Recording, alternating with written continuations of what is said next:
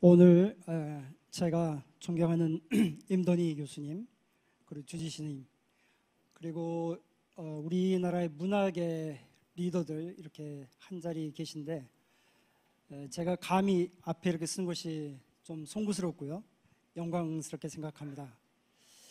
제가 오늘 새로운 지식, 아주 높은 어떤 원리에 대해서 말씀드리는 것보다 제가 공직생활을 통해서 실천을 해왔고, 그리고 공직을 떠나가지고 제가 국제적으로 그 ODA 사업, 그 봉사활동 하면서 또 실천해왔고, 그리고 제가 많은 사람들과 이렇게 공유하려고는 그러한 생각들을 은평문화도시 조성과 함께 진관사에서 열리는 이 자리, 진관 포럼의 의미를 좀 부각해서 좀 간단하게 좀 말씀을 드리려고 합니다. 제가 여기에 주의스님도 계시고 많은 스님들 계신데 이런 질문 드리면 죄송해요. 여러분들 행복하십니까? 아유, 감사합니다. 어떻게 생각하면 우리가 가장 행복해요? 우리 과거의 아픈 역사를 쭉 한번 더듬어 보면 가장 평화로웠고, 그리고 세계적으로 아주 자부심이 나는 그런 시대에 좀 BTS가 전 세계 문화계에서 아주 칭찬도 많이 받고 인기도 누리고 있고, 우리나라의 영화, 드라마, 그리고 우리나라의 모든 그 스포츠, 정말로 자랑스러운 그런 나라죠. 그렇지만 시선을 좀 달리 보면 참 암울해요. 지금 고령화 사회가 진행이 되고 있고요, 곧 인구 절벽이 옵니다. 그리고 양극화, 그리고 우리 경제 성장도 그렇게 순탄한 게 아니에요. 다른 나라들 추격도 하고 중국이 방해도 많이 놓고요. 우리가 객관적인 여건으로 보면 과거보다 행복하게 풍요롭게 살으리라고 하는 보장이 없어요. 그러한 그 객관적인 현실, 물리적 현실이 암울하더라도 우리가 행복해질 수가 있어요. 어떻게? 내면의 행복, 내면의 의미를 찾으면 그렇거든요. 오늘 은평문화도시 조성을 위한 진관포럼, 이 진관사에서 열리는 의미가 그거라고 봅니다. 오늘 여기서 명상에 관해서도 오후에 체험 프로그램이 있는 것으로 알고 있는데, 제가 말씀드린 것은 통섭과 소통이라는 제목, 4차 산업혁명이라고는 엄청나게 멋있는 제목을 하지만 제가 귀결짓고자 하는 것은 진관사를 통해서 내면의 행복, 내면의 의미를 통해서 아무리 우리 현실이 불행하더라도 여러분들, 은평에 오시는 모든 분들이 행복하실 수 있다. 이것이 은평이 추구하는 문화도시의 차별성이라는 점에 대해서 여러분들과 함께 토론을 좀 해보려고 합니다. 저는 공직생활을 통해서 소통이라는 키워드를 가지고 쭉 일을 해왔어요. 인터넷이 90년대 초에 이 세상에 처음 나왔을 때 저는 그때 미국 뉴욕에서 근무를 했습니다. 그래서 인터넷을 배워서 어떻게 하면 인터넷을 통해서 한국 문화를 전 세계에 소개할 것이냐, 제가 90년대에 주력했던 일이 그거고요.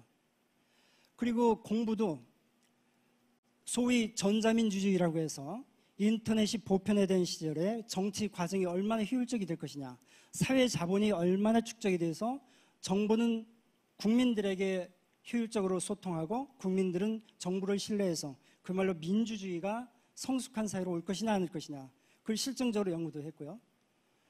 그리고 그런 활동을 하면서 청와대에 근무하면서 대통령의 국정을 국민과 소통할 수 있도록 청와대 홈페이지를 처음으로 만들어 봤습니다.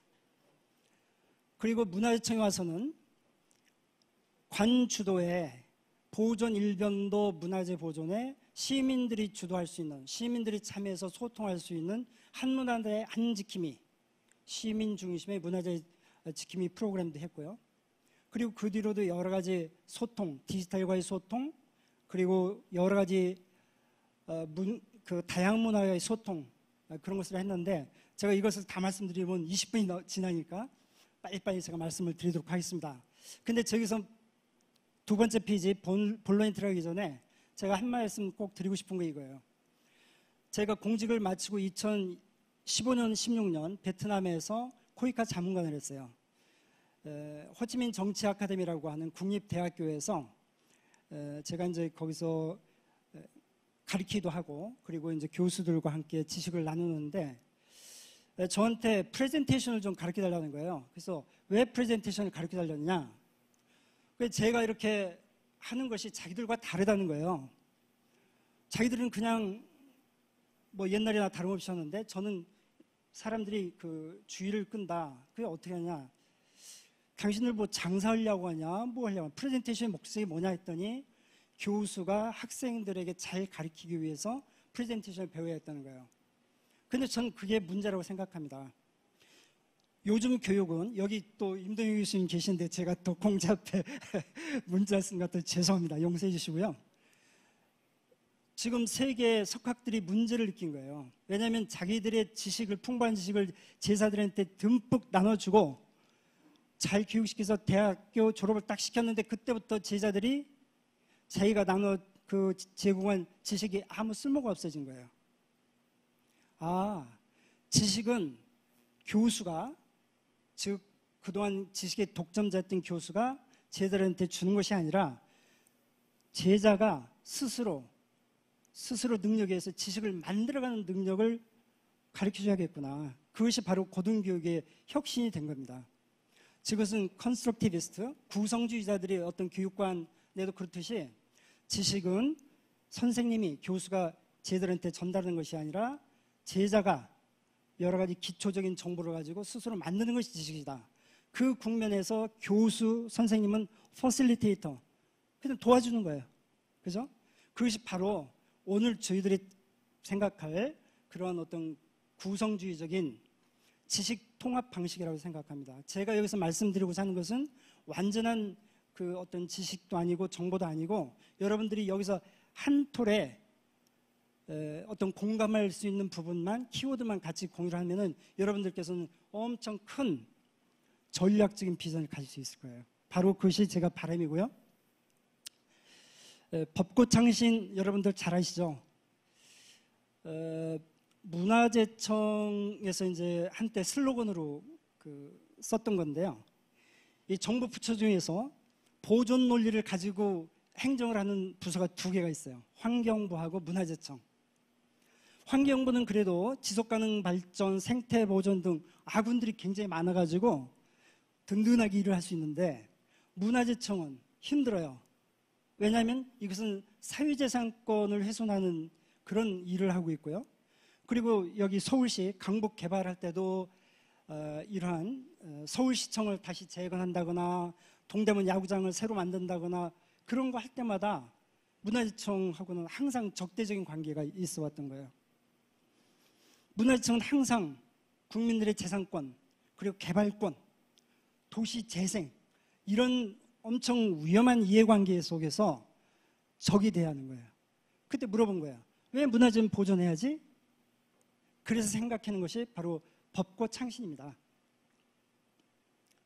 이 법고창신은 잘 아시겠지만 온고지신보다 더 한 걸음 더 나갔죠. 옛것으로부터 배운다는 것이 아니라 옛것을 가지고 새로운 것을 창조한다는 것이 이제 그것이 바로 문화재청이 대답을 했어요. 왜 문화재청에서는 문화재를 보존하나? 대답을 하겠습니다. 미래를 위해서 새로운 가치를 창조하기 위해서 전통을 보존합니다. 라고 대답을 한 거예요. 그리고 제가 또 뭐 이런 말씀 드리면 또 무용담 같지만 제가 재직할 때 여러 가지 실험적인 일을 했어요. 고궁에서 패션쇼를 했어요. 고궁에서 패션쇼도 하고 그리고 롯데백화점 명품관에서 프라다와 같은 명품과 똑같은 방식으로 우리 전통 문화, 전통 공예품을 전시를 했어요. 엄청나게 많은 사람들이 와서 새로운 가능성을 확인했어요. 예를 들면 지금 기능적으로 소용없는 화살촉, 지금 뭐 화살촉 필요 없죠? 화살촉을 미술품으로 잘 만들어서 벽에 걸어놓고 몇백만 원에 팔 수도 있었고요. 그와 같이 발상의 전환을 해서 우리의 전통 문화를 새로운 부가가치를 찾을 수 있었습니다. 그리고 뭐 좀 야행이라고 해서 문화재를 그냥 낮에만 관광객들이 보는 것이 아니라 밤에 가서 그 궁궐이라든가 문화유적지의 그 조명으로 아름다운, 그리고 그 아주 의미 있는 그 공기를 호흡하면서 새로운 가치를 느끼는 그런 사업들, 이런 것들이 다도 벚꽃창신의 연장선상에서 이루어졌던 것입니다. 지금 은평구에서 문화도시 조성을 하고 있는데요. 사실은 이제 은평구는 25개 서울시의 이제 그 기초자치단체 중에서 하나입니다. 그리고 문화도시를 이미 지정받은 많은 지방자치단체들이 많이 있어요. 그 각 지방자치단체마다 그 각자의 어떤 여러 가지 문화 자원을 가지고 그 문화 자원을 발전시키고 있는데, 자, 본질적으로 보면 어떤 도시든지 문제가 있어요. 문제가 없는 도시가 없어요. 도시 성장이라는 것은 문제가 없는 도시가 아니라 엄청나게 많은 문제를 창의적으로 해결해가면서 없었던 새로운 가치를 발굴해서 성장하는 것이, 그것이 도시 성장이거든요. 그러면은 그런 도시 성장을 하는데 규제가 가장 큰 문제예요. 자, 규제는 나쁘다. 다 여기 계신 분들 동의하실 겁니다. 신자유주의론자들이 퍼뜨린 아주 잘못된 인식이에요. 나쁜 것은 나쁜 규제이지 좋은 규제는 규제가 나쁜 것이 아닙니다. 자, 생각해 보세요. 삼청동 주변에 규제가 없어져 가지고 경복궁 주변에 10층, 20층 건물이 꽉 들어찼다고 생각해 보세요. 인사동이 저런 아름다운 아기자기한 거리가 아니라 엄청나게 번뜩번뜩한 건물로 가득 찼다고 생각해 보세요. 저는 현직에 있을 때 경주 시민들이 버스를 여러 대 타고 문화청에 와서 농성을 하는 그분들을 만나야 했어요. 그분들이 한 말이 뭐냐? 나도 10층 아파트에서 살고 싶다. 나도 문고리, 내 자생권을 행사하고 싶다. 그분 말씀 맞죠. 그런데 그 당시에 고도보존특별법이라는 법이 있었는데 문화재보호법과 고도보존특별법 두 가지가 이렇게 있는 것이 마치 이중규제로서 인식이 되었습니다. 사실은 아닌데 저는 그때 아무리 설득을 해도 논리 가지고 안 되는 거예요. 그래서 그때 제가 생각했던 것이 거버넌스가 해답이다. 자, 거버넌스는 뭐냐? 뭐 어렵게 정의하실 필요 없이, 자 보세요. 공무원 한 1, 2년 근무하다가 순환보직으로 딴 데로 가요. 그럼 담당 공무원은 그냥 열정적으로 일하던 아주 좋은 공무원이 떠나면 그 자리는 다른 공무원이 와서 또 업무 인수를 받아서 원점에서 다시 가는 거예요. 지방자치단체, 여기 김비영 구청장님도 좀 안 계시네요. 바뀌는 거예요. 그렇지만 문화도시, 고도 이런 데서 주인은 누구냐? 그 지역에서 오래오래 살아왔고 앞으로 살아갈 주민이에요. 그리고 그 지역 문제에 대해서 학문적으로 관심 있는 학자예요. 그리고 그 지역 여론에 심대한 영향을 미치는 지역 언론인이에요. 그리고 시민단체, 문화재 지킴이, 향토연구가, 여기 문화원장님 계신데 큰일 하시는 거예요. 근데 그분들이 중심으로 된 실천적인 전략적인 하나의 그 거버넌스 조직이 있어야겠다. 그래서 돈을, 그 지역 문화유적지를 줄 돈을 그분들 교육을 하고 그분들에게 스페인의 똘레도와 같은 정말로 대표적인 사례에 대해서 공부하시고 또 그분들한테 현장에 가서 한번 시찰도 하고 거기에 그냥 돈을 다 썼어요. 딱 1년 만에 여론이 바뀌었어요. 그분들 절대로 버스 타고 가서 농성하지 못해요. 그와 같이 바뀌어서 됐는데 저는 그것이 바로 창조도시, 지금 유네스코에서 창조도시 네트워크를 해서 지금 뭐 미술, 음악, 공예, 뭐 디자인, 그래서 7개 카테고리를 해서 이제 그 네트워킹을 하고 있는데 창조도시란 다른 것이 아니라 문화자원을 창조적으로, 창의적으로 활용해서 도시의 지속 가능한 발전을 일으킬 수 있는 대표적인 모범을 보여주는 것이 바로 창조도시고 그 도시끼리 서로 그런 그 경험을 공유하도록 네트워킹을 하는 것이 그런 겁니다. 바로 이러한 창조도시, 문제를 해결하고 새로운 가치를 만들어서 도시를 성장하는 것이 바로 은평 문화도시의 어떤 방향성이 되어야 한다고 생각하고, 바로 그런 어떤 새로운 발상이 진간 포럼에서 비롯됐으면 그렇게 하고 생각합니다. 시선을 좀 밖으로 돌려보겠습니다. 우리나라는 지금 문화전쟁을 하고 있어요. 평상시가 아닙니다.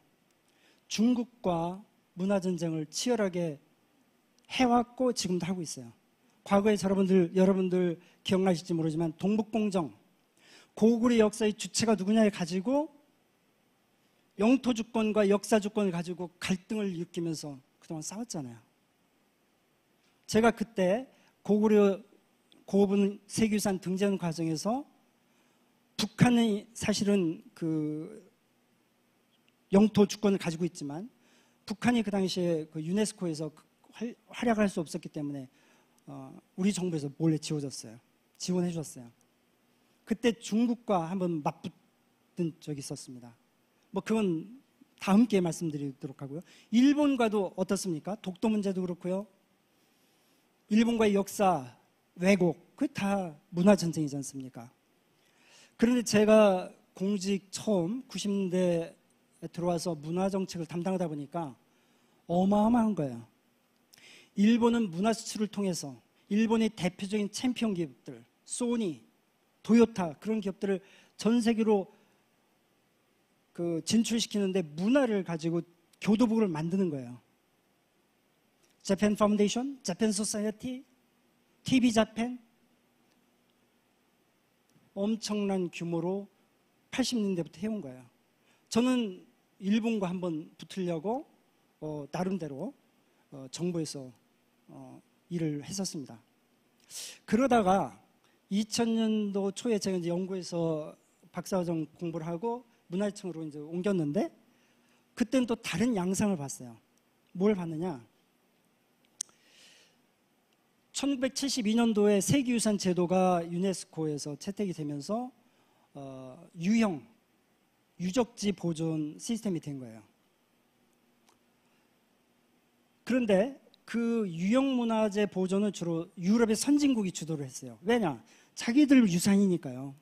자기들 유산이니까. 그런데 제가 문화청에서 와서 목격한 것은 일본이 주도를 해서 무형문화유산 제도를 만들어가고 있는 거예요. 자, 무형문화유산은 유형문화유산과 전혀 다른 맥락에서 시작이 됐습니다. 유형문화유산은 문화선진국, 강대국 중심이었지만 무형문화자는 약소국, 아주 작은 어떤 나라들, 힘없는 아시아 태평양 국가들이 주로 가지고 있는 건데 이런 나라들을 아울러서 일본이 보호를 해주겠다 하면서 시스템을 만들어가고 있는 거예요. 일본이 전범 국가로서의 이미지를 불식해가면서 좋은 나라의 이미지를 이렇게 다른 나라 무형문화유산 보존을 해주면서 이미지 변신을 하고 있는데요. 전 그때 너무 충격을 받았어요. 2004년 8월 달에 여기에 계신 임던희 교수님을 모시고 유네스코 본부를 갑니다. 사실 일본 중심으로 해서 유네스코의 무형문화유산 제도가 정착되는 과정에서 일본이 다 독점을 해가는데 거의 유일하다시피 한국의 가치, 한국의 시스템을 유네스코에 반영시켜가면서 정말 한국을 대표했던 분이 바로 임던희 교수님이셨어요. 박수 한번 보내주시면 감사하겠습니다. 그 당시 무형문화유산 걸작 제도가 있었는데요. 그 걸작은 많은 나라에서 자랑스럽게 생각하는 무형유산들을 마스터피스라고 해서 이런 선정을 하는데 그 심판관이었어요. 저지. 우리나라에서 상당히 대표적이고 그런 유네스코에서 영향력 있는 그런 분이었기 때문에 저는 이제 그 당시 300만 달러라고는 재원을 확보해서 일본의 문화 리더십을 추적하기 위해서 뭔가 유네스코에 가서 제안을 하는데 저 혼자 가서는 안 되는 거예요. 임던희 교수님 같이 영향력 있는 거물을 모시고 가서 옆에다 모시고 얘기를 해야겠다. 그래서 가시죠 했더니 흔쾌하게 강의도 한 주 빼셨죠. 휴강하시고 저랑 갔었어요. 가서 자, 대한민국이 우선 디지털 기술을 가지고 아시아 태평양 지역의 많은 문화유산을 보호를 해주는 그런 좋은 일을 하겠다. 그러기 위해서 유네스코의 신탁기금을 설치하고 그리고 그 일을 전문적으로 하고 해서 한국에 유네스코 무형유산 센터를 만들겠다고 제안을 한 거예요. 뭐 하여튼 긴 시간 또 얘기가 되니까 간단히 넘어가면 사실 호랑이 그림을 그리려다 지금 고양이가 됐어요. 지금 전주에 가면 이치캅이라고는 아시아 태평양 무형문화유산 정보 네트워크 센터라고 하는 조직이 유네스코 카테고리 2급으로 지금 설치가 됐어요. 제가 고양이라고 해서 죄송하지만 그 당시 임던희 교수님하고 저하고 가지고 갔던 그 보따리에 비하면 뭐 고양이죠. 그래서 아무튼 그러한 그 일본과의 어떤 그 치열한 그 문화전쟁, 그 문화전쟁 속에서 우리가 통섭, 디지털과 무형유산이라고 하는 인문학의 그 결합, 그걸 그 당시부터 꿈을 꿔왔던 것입니다. 자, 지금 뭐 이건 그냥 빨리 넘어가겠습니다. 그 디지털 기술이 이제 그 문화 쪽에 적용이 되죠. CT, Cultural Technology, CT가 지금 카이스트에도 지금 과정이 설치되어 있고요. 제가 현직에 있을 때는 억지로 예산을 많이 확보를 했다가 뭐 저 나오면서 또 줄어들었다. 요즘은 문화체육관광부하고 문화재청 사업 예산 중에서 디지털자가 들어간 사업들이 뭐 거의 한 40% 50% 된다고 그래요. 더군다나 이제 코로나 상황이라서 그런 언택 어떤 그 공공사업 차원에서 많이 되는 것 같아요. 근데 지금 우리는 디지털 헤리티지라는 말을 썼는데요. 디지털 헤리티지는 조심해서 써야 할 것 같아요. 우리들이 생각하는 디지털과 문화의 융합은 아날로그 형태의 문화유산의 가치가 디지털 형태로 만들어서 폭넓은 그 우리 세대 사람들이 공유하고 미래 세대로 이렇게 전승이 될 수 있도록 하는 건데 엄격한 의미, 특히 유네스코에서 정의하는 디지털 헤리티지는 문화와 관련이 없이 디지털 형태로 초창기에 만들어진 웹 콘텐츠 자체도 맞는 거죠. 100년 후에는 헤리티지가 되니까. 그래서 그걸 통틀어서 디지털 헤리티지라고 하는데 우리가 여기서 그 정의하는 디지털 헤리티지는 유무형의 문화 가치가 이러한 그 디지털 형태로 만들어져 가지고 많은 사람이 공유하고 미래로 전승되는 것을 이제 의미한다고 볼 수 있습니다. 그런데 조심을 해야죠. 문화 또는 문화유산의 그 가치를 우리는 어떻게 평가하죠? 진정성, densiti로 그걸 평가를 하죠. 근데 그 진정성이라는 것이 디지털 형태로 바뀔 때 많이 훼손이 되거나 왜곡이 되거나 간과될 수가 있는 겁니다. 그래서 여기서 제가 은평 결론 부분에 디지털과 아날로그의 만남, 디지털과의 인문학의 만남 자꾸 끊어지네요. 네. 그 만남의 그 하나 조금씩 불안정해요 이게.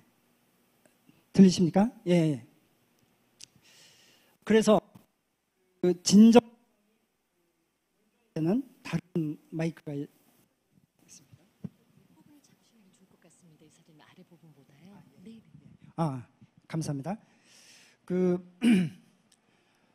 너무 디지털 기술에 치중하고 디지털에 매혹에 빠지다 보면 그 문화 가치의 진정성이 훼손이 됩니다. 그렇다고 해서 문화유산의 아날로그적 가치를 많이 보존하다 보면은 디지털이 이점을 많이 활용 못하죠.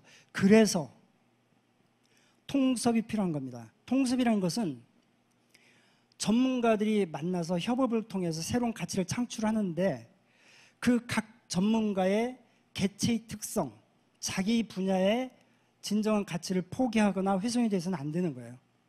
그것이 바로 진정한 의미의 통섭인데, 저는 디지털 헤리티지, 여기에서도 너무 디지털에만 매달리거나 너무 아날로그에만 매달리지 말고 서로 소통을 통해서 새로운 가치를 창출했으면 좋겠다는 의미입니다.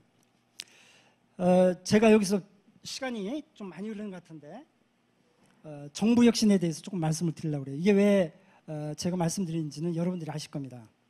2004년도에 제가 문화청에 오니까 노무현 정부에서 정부 혁신을 아주 강하게 밀었어요. 근데 정부 혁신 주무부처인 행정자치부에서는 미국의 G2 회장, 웰치 그 회장의 경영혁신을 방법론으로 마구 적용하는 거예요. 그러다 보니까 너무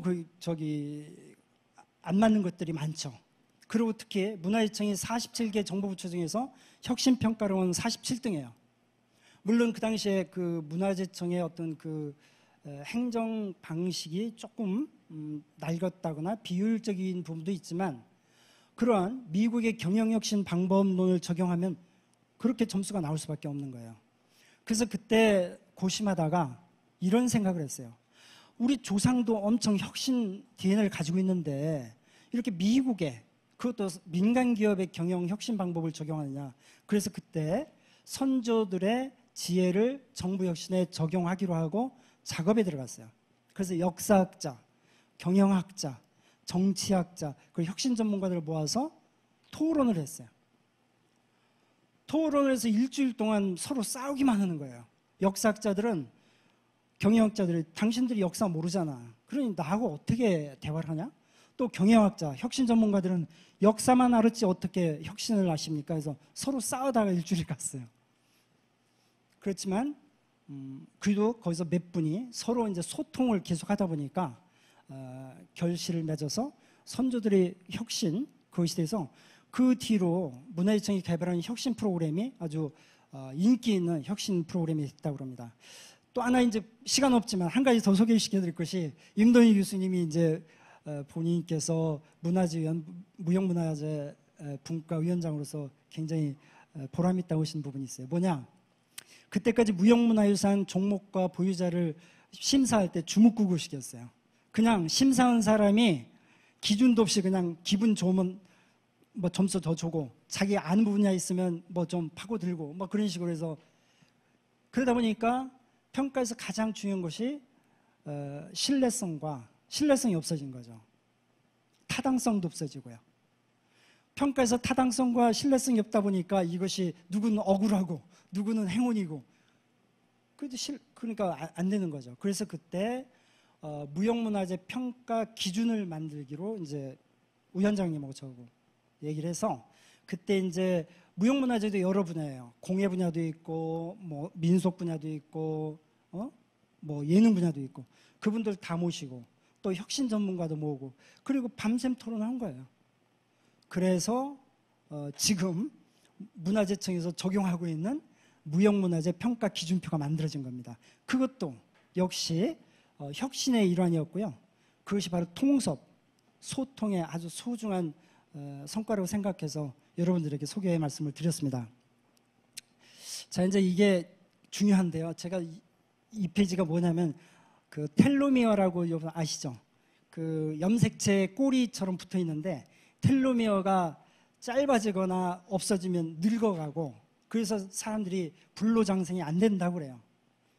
그래서 요즘 뭐 책들도 텔로미어에 관한 책들이 많이 나오고, 텔로미어 식당 뭐 그런 것도 많이 나오고 그러는데, 명상이 텔로미어를 짧게 하지 않고 길게 하고, 그래서 명상이 결국 장수의 비결이다. 그런 것이 스님들께서 한 말씀이 아니라 미국의 장수학계 학자들이 밝히는 사실이에요. 스트레스를 해소하고 자기 내면의 긍정적인 자아를 찾아가면서 행복을 찾는 사람은 텔로미어가 줄어들지 않는다는 거죠. 우리 아까 이제 서두에 제가 말씀을 좀 드렸는데, 2007년도 우리나라 태어난 그 신생아가 한 140만 명이라고 그러죠. 근데 이 10년이 지나가지고 2017년도에 보니까 신생아가 한 40만 명. 100만 명이 날아간 거예요. 충격적인 거죠. 지금 인구 절벽이 지금 우리나라가 지금 직면해 있는 겁니다. 또 지금 자꾸 우리가 고령화가 되고 있고 사회적 갈등, 정치 얘기하면 안 되죠. 서로 싸우니까. 그죠? 뭐 이런 거예요. 이런 그 시절이 앞으로 계속 되는 거예요. 우리 나이는 늙어가고 힘과 기력, 뭐 어떤 소득 다 줄어가면서 행복한 조건보다도 행복이 줄어들고 불행한 일만 남아있는 거예요. 자, 여기에 우리가 은평 문화도시를 하겠다고 하고 그리고 진관에서 진관 포럼을 하는 거예요. 저는 이 자리에서 간곡하게 건의드립니다. 정신적 행복, 내면의 가치를 찾는 문화도시가 됐으면 좋겠다. 아우슈비츠 포로 수용소에서 생존한 심리학자가 있죠. 빅터 프랑클. 그분이 아우슈비츠에서 생존을 했어요. 근데 그분이 목격한 게 뭐냐? 얼마 있으면 가스실에 가서 죽을 사람들이 있는데 사람들이 부류가 나눠지는 거예요. 자기 삶의 의미를 잃지 않고 포기하지 않고 존엄을 지킨 사람은 매일 아침 일어나서 수염도 깎고 세수도 하고 옷도 딱 입고 인간으로서의 딱 그 존성을 지킨 거예요. 근데 삶의 그 의미를 잃어간 사람은 동물이 되는 거예요. 닦지도 않고 제대로 걷지도 못하고. 그러니까 나치 게슈타포 이산 그들이 볼 때 사람 심리적으로 사람을 죽이는 것보다 동물을 죽이는 것이 죄책감이 덜하다고 합니다. 그러니까 가스실 데려갈 사람을 뽑아갈 때 누구부터 뽑아가겠습니까? 동물 같은 사람을 뽑아가겠죠. 거기서 빅터 프랭클이 있게 된 거예요. 아, 삶의 의미를 잃지 않고 끝까지 존엄을 느끼지 않으면 죽지 않는다. 그것이 살아가는 의미다. 그래서 그분이 로고 테라피도 창시를 했고 심리치료의 방법이지만 그러한 그 새로운 의미를 찾는 것이 삶의 원동력이라 한 거예요. 저는 은평문화도시가 내면의 행복, 내면의 의미를 찾아서 은평을 찾는 사람들과 은평에 사는 주민들이 그러한 그 행복과 비록 외부 조건은 불행하지만 행복을 찾아갈 수 있는 그런 도시가 됐으면 좋겠습니다.